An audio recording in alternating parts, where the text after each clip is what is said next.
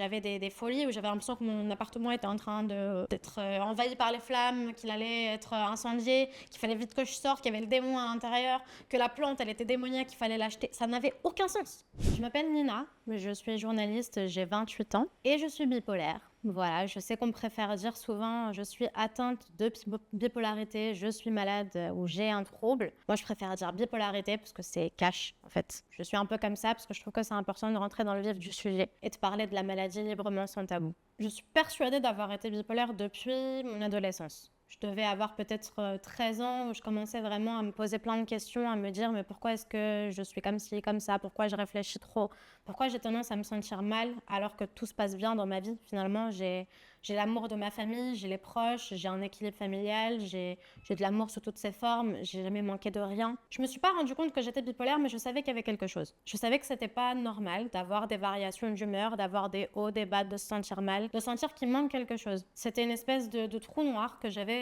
dans mon ventre et je comprenais pas pourquoi. J'ai pas eu de souci particulier à me sentir mal, à me sentir pas à ma place, mais j'avais l'impression de pas être comprise parce que je me comprenais pas tout à fait moi-même. La différence entre une personne juste ou un adolescent qui a ses phases ou des moments compliqués ou un peu hyperactif, etc., et une vraie personne atteinte de maladie mentale, c'est que ce grand vide, ce gros manque qu'on ne comprend pas, où on remet tout en question. Moi, personnellement, je me suis beaucoup informée.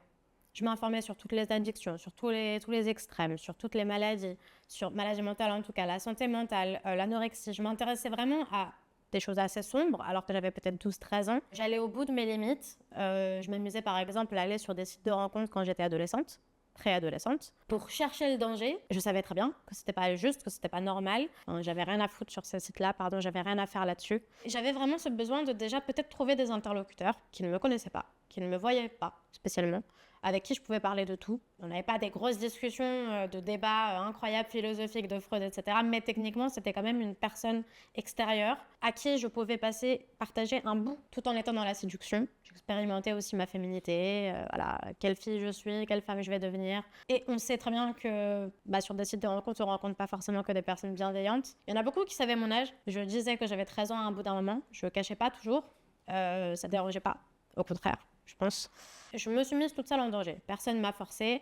Je faisais ça dans mon coin, personne n'était au courant. Je savais très bien cacher les choses et c'était vraiment ma façon à moi d'aller au bout des choses, de sortir tout ce qu'il y avait à l'intérieur de moi, de trouver un peu cette part d'ombre pour la comprendre. En fait, j'avais ce sentiment-là de ne pas pouvoir forcément parler à mes proches de ce que je vivais. J'avais un peu le sentiment de devoir vivre les choses de mon côté. Et ma part d'ombre, je l'ai explorée pour savoir quelles étaient mes limites, jusqu'où est-ce que je pouvais aller pour me découvrir. Comprendre à l'intérieur de moi ce qui se passait. Je voulais être psychologue à un moment pour essayer de comprendre ce qui se passe à la tête des gens. Finalement, je voulais juste comprendre ce qui se passait dans ma tête en fait. Il y a eu des agressions, des attouchements, etc. quand j'étais enfant, qui fait que j'avais besoin justement de me réapproprier cette féminité, me réapproprier mon pouvoir. J'avais l'impression que c'était moi qui contrôlais. Parce que c'est moi qui décide qui me parle, entre guillemets, c'est moi qui décide comment on amène la discussion, quand est-ce que ça se termine. J'avais ce côté-là vraiment j'avais le contrôle. Je reprenais un peu le contrôle des choses. Je pense que quand on vit des agressions ou des attouchements ou que sais-je, il y a ce côté on peut avoir honte, ou on peut au contraire presque devenir bourreau en fait, presque passer de l'autre côté ou revivre, se remettre dans des situations compliquées et dangereuses pour les analyser ou les comprendre autrement ou gérer les choses autrement ou réagir autrement. C'est un peu une façon de refaire l'histoire en fait, de se réapproprier son histoire, les choses qu'on n'a pas pu contrôler. Alors quand j'étais petite, j'en parle dans mon livre, mais j'étais dans une épicerie, un homme s'est permis de toucher mes seins alors que j'avais 10 ans. J'avais peut-être des petits tétons. Il n'y avait pas grand-chose d'excitant, enfin apparemment, pour lui. Donc j'ai vraiment eu ce côté j'étais une proie, en fait, alors que j'étais juste une enfant avec un petit t-shirt Titi. Titi gros minet, bon, il n'y a pas plus enfantin que ça. Je ressemblais pas à une petite femme. Je mettais pas des jupes, et quand bien même, en fait. Et puis après, quand je me suis fait masser un jour en vacances, à 13 ans, au cadeau de mon papa, qui voulait absolument me faire plaisir, on était en vacances dans un super club au soleil. Et cet homme-là s'est permis de faire plus qu'un massage du dos. Voilà, sauf qu'il y a ce côté de blocage immédiat où on se dissocie du corps, où je pense que ça parlera à beaucoup de victimes malheureusement, j'espère que je trigger pas trop. Ce côté on accepte les choses, on attend que ça se finisse, on bloque le corps, on bloque le cerveau et on patiente. Je pense que ces 2 petits épisodes-là, je dis petits épisodes parce que, entre guillemets, j'ai eu la chance que ça ne soit pas allé jusqu'à la pénétration. Mais c'était quand même un traumatisme. On vient pour faire des courses, on vient pour aller en vacances et on se retrouve finalement à devoir gérer quelque chose qui n'a pas de sens, qui n'a pas de lien dans notre tête d'enfant. On comprend pas ce qui se passe, mais on sait que c'est pas normal, c'est pas juste. Mais je pense que j'ai pas assez verbalisé les choses pour qu'on comprenne la dimension de ce fait-là. Je m'en suis sortie, j'ai pas eu de traumatisme particulier. Par contre, ça s'est réveillé à l'adolescence. Du coup, 13 ans et demi, 14 ans, je sais plus, etc. Je voulais un peu rechercher ce danger pour me confronter à ce passé-là, comprendre pourquoi est-ce que j'avais dû traverser ça et essayer de prendre le pouvoir en dominant, entre guillemets, l'application de rencontre. C'est compliqué de comprendre quand est-ce que la maladie a émergé, quand est-ce qu'elle est arrivée dans ma vie. Par contre, oui, ça a un lien avec ces agressions, c'est évident. C'est évident. Les moments de dépression ou de me renseigner sur tous les extrêmes possibles et inimaginables pour comprendre en fait la noirceur du monde de manière générale, pour ensuite l'appliquer à ma propre vie et à ma propre histoire. Et je pense qu'il y a aussi le facteur traumatisme qui fait que quand on vit un trauma, ça peut déclencher quelque chose de douloureux derrière, de l'ordre psychologique, on le sait. Et ce côté-là je pense que j'ai dans mes gènes aussi un peu d'extrême. J'ai dans ma famille paternelle un grand-papa qui était toxicomane et alcoolique. Il y a déjà un peu les gènes d'extrême dans mon sang, entre guillemets. Même si ça n'explique pas tout, mais je suis persuadée qu'effectivement, peut-être que si je n'avais pas vécu ces petites agressions, attouchements bébé, à 10 ans on est un bébé, peut-être que ça n'aurait pas déclenché ça de façon aussi violente, entre guillemets. J'ai eu la chance et la malchance de tomber sur un homme compliqué, au bagage familial compliqué, au bagage de violence familiale compliqué aussi. Donc il arrive avec ce traumatisme, il est rentré dans ma vie à mes 16 ans. Il avait 3 ans de plus que moi, 4 ans de plus que moi, pardon. Et donc il était un peu plus âgé, donc il était majeur quand on s'est rencontrés. Et en fait cet homme-là était très toxique, très possessif, très jaloux. Donc finalement il m'a éloignée des soirées et de la fête et de l'alcool. En étant jaloux et en voulant me contrôler, il a contrôlé aussi ma potentielle addiction que j'aurais pu développer. C'est compliqué de vivre déjà une relation adolescente. C'est la période où on se découvre, on essaye de se comprendre, de comprendre sa féminité, sa masculinité, ça dépend, ou quand bien même, peu importe, chacun fait ce qu'il veut. Mais on essaye de se comprendre en tant qu'humain, on essaye de savoir ce qu'on veut, etc. Donc on rajoute en plus les hauts, les bas, une personne qui a des traumatismes à gérer, qui est toxique et dans le contrôle, ça fait pas un bon mélange. Toutes les limites que j'ai voulu connaître, je les ai découvertes dans cette relation-là. On se faisait du mal mutuellement, on s'aimait en se déchirant. C'était des hauts, des bas constants. Il fallait gérer cette relation qui avait des up and down et en même temps ma santé mentale qui était sur le fil. J'ai eu ce côté-là de « je vais le sauver, je vais l'aider ».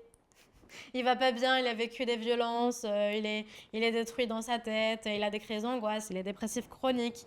Je vais l'aider. Mais en fait, la seule personne qu'il fallait aider, c'est moi. C'était violent. Verbalement, c'était violent. Cet homme avait tendance à se péter la tronche sur un mur ou à taper le mur. Dieu merci, il n'a jamais levé la main sur moi. Je pense qu'il savait que j'aurais pu être violente aussi. Donc, mais c'était pas sain. C'était pas sain. C'est pas ce genre de relation qu'on est censé vivre. Ça nous construit, certes, ça nous apprend tout ce qu'on veut plus avoir. Mais c'est vrai qu'avec la maladie mentale, la bipolarité qui était déjà présente à mes 16 ans, j'en suis persuadée, ça a joué. On a eu des hauts, des bas vers la fin, mais il y a eu une rupture brutale qui était de son fait. Je suis tombée dans une vraie dépression. C'était ma première vraie dépression. J'ai toujours eu des moments avec des moments compliqués où j'avais envie de rien faire, de pas sortir, de pas parler, où j'avais du mal même à m'exprimer. Mais là, j'ai perdu ma voix. La petite sirène, elle est là, vraiment, j'ai perdu ma voix. Ça s'est coupé, j'arrivais plus à m'exprimer. Même encore quand j'y repense, je me suis retrouvée, waouh, il se passe quoi là? Je me suis retrouvée à des moments où j'arrivais plus à savoir qui j'étais, parce que c'était la période la plus dure de ma vie. Vraiment. Quand on se sent seul, quand on se sent incompris, quand on se sent abandonné, alors que franchement, j'avais l'amour de mes parents, ils étaient présents, j'avais tout ce qu'il fallait dans ma vie, mais c'était ce côté-là de la rupture qui faisait en fait me rendre compte qu'il y avait quelque chose qui n'allait pas. En fait, mon corps avait baissé les armes. Tu veux pas lâcher? On va te faire comprendre. On va te mettre sur pause totale. Même pas pause, off. Terminé. Et cette rupture-là, ça a été un peu la libération qui a fait que tout est ressorti. Donc il y a eu beaucoup de remises en question qui fait que je me suis enfin libérée de tout ça. Et progressivement, j'ai réussi à me sortir de cette dépression en 2017 qui a duré 1 an. Et 2-3 jours où ça allait un peu mieux, mais c'était 1 an de dépression horrible, avec un masque bien évidemment, parce que je travaillais, je voyais mes proches, je voyais ma famille. Tout se passait bien, sauf qu'à l'intérieur, c'était noir. C'était l'obscurité. Il n'y avait pas de lumière, il n'y avait pas de couleur. On est en pilote automatique. On anesthésie tout. Et une fois qu'on est chez soi, là, on peut lâcher un peu. Je me lavais les mains en 10 minutes. Parce qu'en fait, ouvrir, mettre les mains, mettre le savon, frotter, attendre, sécher, c'était une épreuve. Et vraiment, j'ai eu ce moment-là où je me suis retrouvée dans mon lit. J'étais censée aller en cours. Et je regardais Grey's Anatomy, je me souviens. Et j'ai stoppé. J'ai regardé mon plafond, j'étais dans mon lit, bien sûr. Et je me suis dit, mais ça va pas là, ça s'arrête pas. C'est interminable. Quand est-ce que ça va enfin, je vais sortir de ça? Quand est-ce que je vais reprendre le pouvoir? Moi qui ai toujours eu le contrôle sur tout. C'était dur. J'ai eu la chance d'avoir eu un éclair de lucidité à ce moment-là où je me suis dit, non, il y a des choses meilleures qui arrivent. Tiens bon, ça va passer. Mais vraiment, j'ai eu cette pensée-là où je sais qu'elle ne m'appartenait pas. En fait, c'est la maladie qui parlait. C'est la maladie qui me disait, c'est pas ta rupture. C'est un mec. Enfin, c'est bon, on a passé 4 ans, on a fait ce qu'on avait à faire ensemble. Mais c'était la maladie. J'ai toujours porté un masque. Ça, c'était ma plus grande force, le masque. Ce masque-là, c'est vraiment ma protection. De pas trop partager les choses, de pas trop dire, de sourire quand ça va mal. Tout le monde a ce sentiment-là. Et quand on a une maladie mentale, c'est 2 fois plus présent, c'est 2 fois plus important de devoir cacher ce qu'on ressent. Parce que de toute façon, c'est pas accepté, c'est pas compris. En fait, comme je masque très bien, je masquais aussi au psy. J'arrivais toute guillerette, je papotais, etc., grand sourire, alors qu'à l'intérieur, je pleurais ma race, pardon, mais c'était dur. Et pourtant, j'avais du mal à dire les choses, à vraiment me confier parce que je me comprenais pas, en fait. Et il n'y a jamais eu aucun psy qui a vraiment voulu me voir sur la durée, parce que moi, je venais, je ramenais mon petit sac sale, je le balançais entre guillemets sur la table du psychiatre ou du psychologue, voilà, c'est quoi mon problème. Une fois que c'était un peu nettoyé, hop, je reprenais le sac, on repart. Une séance et on n'en parle plus, une fois de temps en temps. En fait, j'allais voir comme si on allait chez le coiffeur. En fait, j'avais ce besoin, quand j'avais des moments en 2017 où j'avais envie de reprendre le contrôle, des moments de lumière, où il y avait un petit peu de lumière qui arrivait. J'ai fait des belles rencontres à ce moment-là, notamment professionnellement parlant, qui sont devenues amicales, qui m'a permis de tenir. Toutes ces rencontres m'ont permis de tenir. Et j'avais vraiment envie d'aller en soirée, de profiter, de lâcher prise, de danser. J'adore danser, vraiment, c'est une vraie passion. Et tout ça, j'ai pas pu le faire en fait pendant 4 ans. J'ai pu enfin reprendre le contrôle en me mettant dans ma bulle. Grâce à ce besoin de sortir et de faire la fête, j'ai stoppé après mon diplôme de journalisme, une fois que j'ai pu finir mes stages, etc. Soit je retrouvais un travail dans ce milieu-là, qui m'avait un peu anéanti, parce qu'en 2017, j'étais en stage, du coup. Donc j'ai fait tout ce que je pouvais avec la maladie, que je camouflais très bien. Une nana qui bosse dans la communication, qui m'a dit peut-être que le journalisme n'est pas fait pour toi. Peut-être que tu devrais être barmaid pendant un temps, serveuse, non serveuse, elle a dit. T'aillerais un peu. Fais ça et tu reviendras après plus tard, tu verras si ça doit. Ou... Elle a sorti une petite phrase comme ça. Et je me suis dit, mais j'adore sortir, j'adore faire la fête, j'adore danser. On va être barmaid de nuit, ça va être génial. On va danser, on va boire, ça va être trop cool. Alors que pas du tout. Ça m'a permis du coup d'aller encore plus loin dans l'addiction, de boire quasiment tous les jours, enfin tous les jours en fait, de boire tous les jours et de faire des rencontres. Et parmi ces rencontres, il y a l'homme de ma vie qui est rentré dans ma vie à ce moment-là, on travaillait ensemble. En fait, il m'a permis de me découvrir autrement, de m'accepter comme je suis, de enlever ce petit masque-là que je porte et d'aller au fond des choses. J'étais sous euphorie, j'étais période maniaque pendant 6 mois, sans pause. J'ai pas eu un seul instant de dépression. C'était génial parce qu'on a l'impression d'être sous enfin, j'allais dire morphine, mais pas du tout. Sous coke, peu importe, on a l'impression vraiment d'avoir beaucoup d'énergie. On a envie de faire plein de choses. On a l'impression qu'on est inarrêtable. Je faisais 1000 choses. Je travaillais ma journée. J'allais continuer à voir mes amis la journée, alors que c'est le moment de dormir quand on commence à 18h. J'étais sous une substance invisible qui me permettait de tenir et de me rendre compte que en fait c'était génial ce que je vivais, mais c'était pas la vérité, c'était juste un voile qui cachait la maladie, parce que j'étais partie dans l'inverse. J'avais fait un extrême l'année d'avant et je refais un autre extrême l'année d'après, et cet homme-là qui est rentré dans ma vie m'a permis d'être présent déjà au moment aussi compliqué de ma vie et de m'accompagner, et mon papa m'a permis aussi de sortir de cet univers-là, parce que le but c'était de faire une pause dans le milieu du journalisme, c'était pas de faire toute ma vie dans un bar de nuit. Cette rencontre-là, c'est pas lui spécialement qui m'a permis de devenir meilleure, mais il a été clairement le pilier là-dedans. Parce que le travail, il faut le faire soi-même. C'est bien d'être accompagné, d'avoir de l'amour sous toutes ses formes, mais c'est à soi d'aller creuser avec l'aide d'un psychiatre et de comprendre. Du coup, j'étais en couple avec lui quand je suis partie 3 ans plus tard, au Japon. Ce voyage que j'ai fait en 2020, janvier 2020, juste avant le Covid, juste avant que les frontières se ferment et que le monde tombe en lambeaux, je suis partie avec mon papa et ma tante iranienne. J'ai toujours dit que le Japon, ce serait le voyage de ma vie. Peut-être qu'il fallait que je vive ça à ce moment-là, avec un espèce de terreau de mini-dépression avant de partir au Japon pour accueillir les choses telles qu'elles sont et lâcher prise totale. J'ai tellement lâché prise que j'ai perdu pied. C'est-à-dire qu'en 2020, quand je suis arrivée au Japon, déjà, je suis arrivée avec une insomnie de 2 jours. C'est pas ouf. Quand on rentre dans l'avion, on a dormi 2-3 heures la veille et 2-3 heures la veille à veille. C'est pas le meilleur des contextes pour commencer son voyage. Donc j'étais en excitation, ébullition. Qu'est-ce que je vais faire? Et je vais prendre ça, et je vais acheter ça, et je vais prendre une méga valise avec mes 2 appareils photo. Comme ça, je pourrais capturer 2 fois plus les choses. On a tous cette excitation quand on arrive sur une terre qu'on connaît pas, qu'on veut découvrir depuis longtemps. Sauf que j'ai enchaîné les insomnies. J'ai dormi très peu, j'ai beaucoup marché, on marchait 20-25 000 pas par jour minimum. Je mangeais très peu, parce que ce qui m'intéressait, c'était de découvrir la ville de long en large et de rien rater, parce que déjà 10 jours, c'est peu pour découvrir le Japon.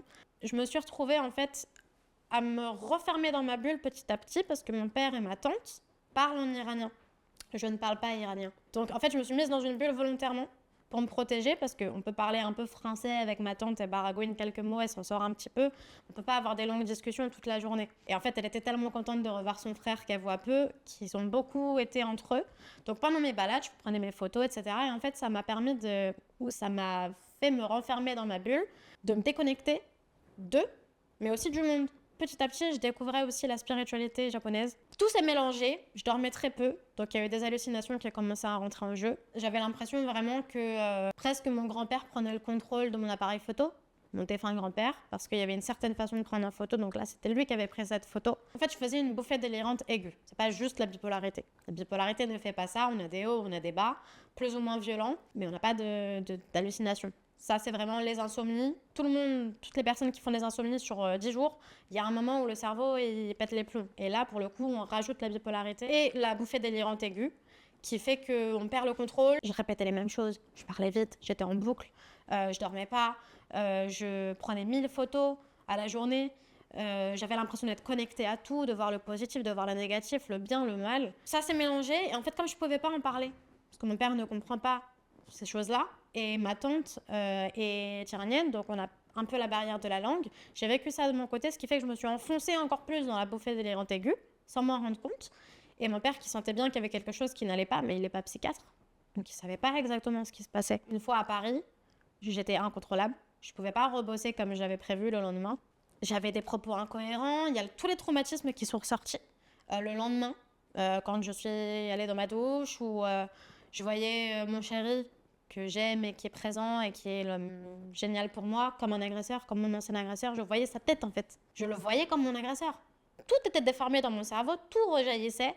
Et j'ai eu le réflexe d'appeler une copine qui a des soucis de santé mentale, mais qui connaît surtout la santé mentale. Elle est très engagée là-dedans. C'est elle-même qui m'a parlé de maladie mentale avant que je sois diagnostiquée. Et elle a répondu, elle a été présente, elle m'a permis de me calmer. J'avais besoin de soins. Donc mon chéri m'a amenée chez ma mère pour essayer de faire quelque chose, parce qu'il était démuni. Il me voyait péter les plombs, il m'a toujours vu avec des hauts et des bas, mais là c'était incontrôlable. Et j'avais des folies où j'avais l'impression que mon appartement était en train d'être envahi par les flammes, qu'il allait être incendié, qu'il fallait vite que je sorte, qu'il y avait le démon à l'intérieur, que la plante elle était démoniaque, qu'il fallait l'acheter. Ça n'avait aucun sens. Je voyais des bébés démons, vraiment ça n'a aucun sens. Je suis partie dans un délire où c'est bon, c'était fini. J'étais complètement déconnectée, il n'y a plus rien qui répond. Ma mère appelle les urgences en lui disant il faut vraiment venir, ça va pas. Là, elle est en train de péter les plombs, elle est en train de crier, elle est en train de courir partout. J'ai pété la télé aussi, plusieurs fois. Pourquoi? Je sais pas. Il y avait une espèce de colère, tout qui revenait, tout qui se mélangeait. J'ai été prise en charge, j'ai accepté qu'on m'amène dans cette voiture, mais pour moi, je pensais que c'était la fin du monde. On m'a ramenée à l'hôpital. Les urgences, hôpital psychiatrique numéro 1, hôpital psychiatrique numéro 2 pour me placer, j'imagine, manque de place peut-être. J'ai passé au total 1 mois dans l'hôpital psychiatrique, qui est un endroit où il y a de tout. On a l'impression que c'est glauque, etc., ce qui n'est pas tout à fait faux, mais le mien était plutôt bien, avec des bons infirmiers. Je dirais pas bon psychiatre parce que j'ai vu un psychiatre peut-être 2 minutes sur un mois. J'ai eu des tests chimiques pour savoir à peu près quels médicaments pouvaient me convenir, qu'est-ce que j'avais, pourquoi est-ce que j'étais agitée, déjà le tranquillisant, après essayer de me stabiliser. Au bout d'1 ou 2 semaines, je pense qu'on a commencé à me donner des doses un peu plus intenses pour voir comment je réagissais. J'ai eu une phase d'agressivité un peu violente où j'étais désagréable, j'étais énervée pour tout. Alors que 2 jours avant, j'étais en train de danser, rigoler avec mes amis d'hôpital. Je pense que c'est là qu'ils se sont rendus compte, ok, bon là on sait ce qu'elle a. Si elle réagissait comme ça, c'est que techniquement il y a un problème d'émotion à gérer. Et il y a eu le diagnostic qui a été posé peut-être 2 semaines après, 3 semaines après, je sais plus exactement, c'est un peu flou dans ma tête. Mais je sais très bien que quand le psychiatre m'a dit, bon, vous êtes bipolaire, je l'ai regardé sans battre des cils. Oui, enfin. Enfin quelqu'un qui dit qu'il y a un problème et qu'il y a un mot pour expliquer tout ça. Tout s'est expliqué en fait. Au moment où on m'a posé le diagnostic, je me suis rendu compte que ce vide que je ressentais à l'intérieur de moi, c'est un manque de compréhension personnelle, où j'avais des phases où je dormais très peu et j'étais 2 fois plus active que d'habitude. C'était la crise maniaque. Une crise maniaque, c'est quand on a envie de faire plein de choses, quand on a beaucoup d'énergie, quand on dort globalement souvent peu, quand on peut faire 1000 choses dans une journée, quand on parle très vite aussi, souvent. On a beaucoup confiance en soi à ce moment-là. Contrairement à la dépression où on se dévalorise, on a l'impression que le monde nous tombe sur la tête, où on n'arrive plus à faire les choses courantes du quotidien, où on a du mal à s'exprimer. Enfin, en tout cas, chez moi, c'est comme ça que ça se manifeste. Et la crise maniaque, c'est vraiment ce côté c'est ce super pouvoir. Je dors peu et je fais plus que les autres. Je dors peu et j'ai 2 fois plus d'énergie, 2 fois plus de choses. J'ai de nouvelles passions, j'ai envie de me lancer à fond dans un nouveau truc. C'est le moi exacerbé en fait. Moi je suis bipolaire de type 1. J'ai tendance à dire à tort que c'est peut-être le plus facile. Je sais que c'est très bizarre de dire ça et il y a beaucoup de bipolaires qui vont avoir les cheveux qui vont se dresser sur la tête. Mais j'ai l'impression que dans cette société hyperactive où on nous demande d'être productif, de courir partout, de faire 1000 choses, d'avoir un CV de 14 pages quand on a 17 ans et demi, finalement d'être maniaque, ça aide. Parce qu'on fait plein de choses effectivement. C'est beaucoup plus accepté qu'une personne qui va être dépressive toute l'année. C'est pas facile à gérer d'être type 1 et d'être malade, mais c'est plus accepté d'être en train de courir partout.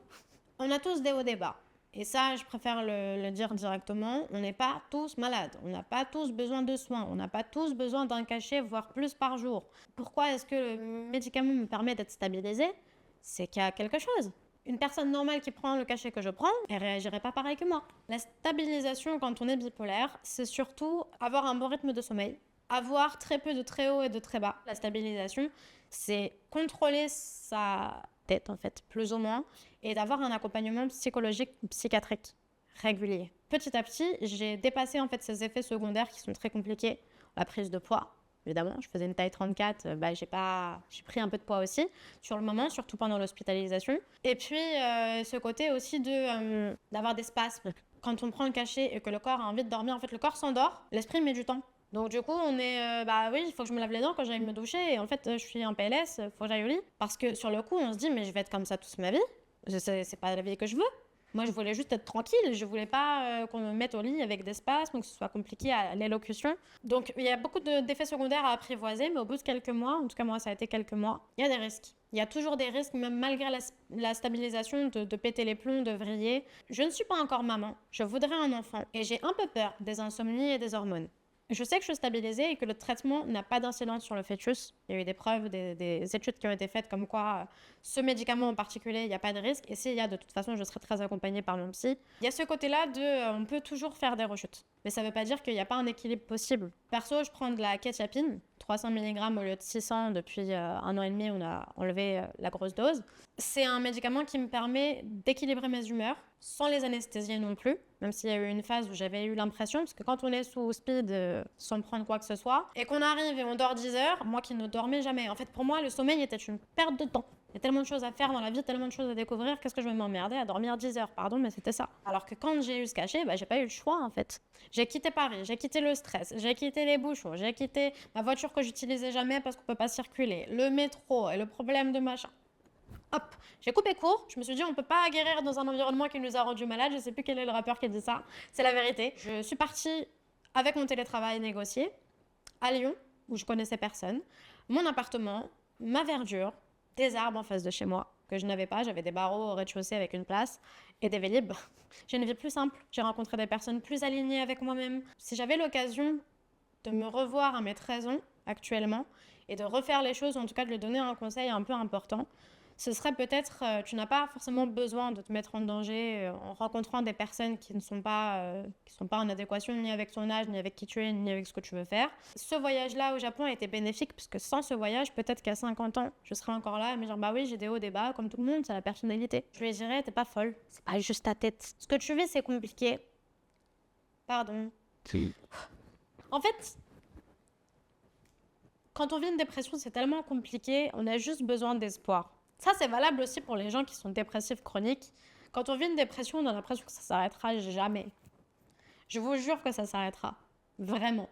Moi, je suis très heureuse dans ma vie actuellement, mais c'est vrai que cette dépression, elle m'a construite, mais elle m'a aussi anéantie. Elle est venue tout reprendre, toutes mes anxiétés, toutes mes angoisses, pour que je les vive. Chaque centimètre carré de cette angoisse-là, je l'ai ressenti. C'est compliqué quand on se dit qu'on a vécu ça, mais sans cette dépression, sans cette crise maniaque, sans cette reconstruction, sans ce déménagement, je n'en serais pas là en fait. Je trouve qu'on a un gros retard sur ce qui est censé être l'une des causes les plus importantes nationales, la santé mentale. On sait que les jeunes n'ont jamais été aussi dépressifs que maintenant. Il y a beaucoup de choses qui ne vont pas dans cette société et sans être malade, juste même une personne qui traverse des burn-out ou des angoisses, des crises d'angoisse même, des mini-dépressions. Et dans ces cas-là, s'il faut débourser entre 60 et 120 euros de sa poche à chaque séance qui dure 40 minutes toutes les semaines, financièrement, il faut suivre. On a beaucoup de retard, on a très peu de prise en charge, la cause nationale qui est finalement que du blabla, parce qu'il y a très peu de choses concrètes qui sont faites, en tout cas pas assez. Et c'est ce côté-là, je pense qu'il y a beaucoup de chemin à faire, de parler, de se libérer de ses a priori, c'est pas grave le jugement. Les personnes qui jugent, elles se jugent elles-mêmes finalement parce que ça leur renvoie en elles l'image d'une personne qui n'est pas capable de se regarder en fait. La nouvelle génération parle. On en parle un peu, on casse un peu les codes, on essaye un peu de mettre le pied dans la fourmilière pour faire avancer les choses. Et c'est cool. Mais c'est vrai que les grandes décisions, elles viennent de là-haut. Et là-haut, c'est pas des jeunes qui les prennent les décisions. Pourquoi j'ai écrit un livre ? Parce que déjà, je voulais comprendre ce qui s'était passé en 2020. Pourquoi est-ce que j'avais autant de pensées ? Qu'est-ce qui s'est passé ? Pourquoi j'ai eu des hallucinations ? C'était quoi ce voyage ? J'avais besoin de comprendre pour moi. Premier réflexe que j'ai toujours, c'est écrire.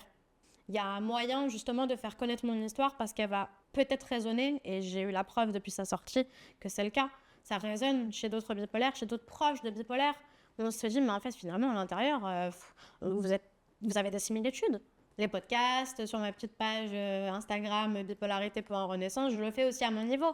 Mais j'en parle aussi à mes proches. Mais bonjour, je suis bipolaire. C'est pareil que de dire bonjour, tu veux bien me taper avec une carotte ? Moi, je sais que j'ai donné un coup de pied dans la fourmilière avec ce livre-là. J'ai pas expliqué. J'ai juste dit, voilà, je suis malade, j'ai sorti un livre. Si vous avez des questions, c'est dedans. Peut-être que si j'étais tombée sur un livre comme ça avec 13 ans, je me serais dit, ah bah il y a peut-être des similitudes en fait. Peut-être que je me serais rendu compte avant que ça touche tout le monde. Et depuis ce jour-là, j'ai beaucoup de personnes qui me disent, ah mais en fait, j'ai cette maladie, mon frère il a cette maladie, je suis schizophrène, je sais pas, j'ai eu beaucoup de personnes qui ont libéré la parole. Comme quoi finalement, ça permet de réparer quelque chose. Cette partie-là de ma vie, la crise, l'ancienne vie à Paris, le stress constant, les crises maniaques et la dépression, c'est fini. En tout cas, merci de m'avoir reçu, merci de m'avoir posé toutes ces questions et permis de parler un petit peu de ce sujet qui est important. N'hésitez pas si ça vous intéresse, mon livre Bipolarité du délire à la Renaissance aux éditions du Lys Bleu, Amazon, Prime, Cultura, bref. En tous les cas, je fais aussi de mon côté ce que je peux avec mon petit compte Instagram bipolarité.renaissance, sans accent. Si vous voulez échanger avec moi, mes DM sont toujours ouverts. Si vous êtes touché par la bipolarité, dites-moi s'il vous plaît. Si vous avez eu des similitudes, ça m'intéresse. Je trouve que ça libère la parole, même si vous ne voulez pas en parler publiquement, de le faire par message privé. Moi, je suis extrêmement reconnaissante quand j'ai des personnes qui me partagent leurs histoires, leurs témoignages. Merci pour tout, en tout cas. Et puis, salut.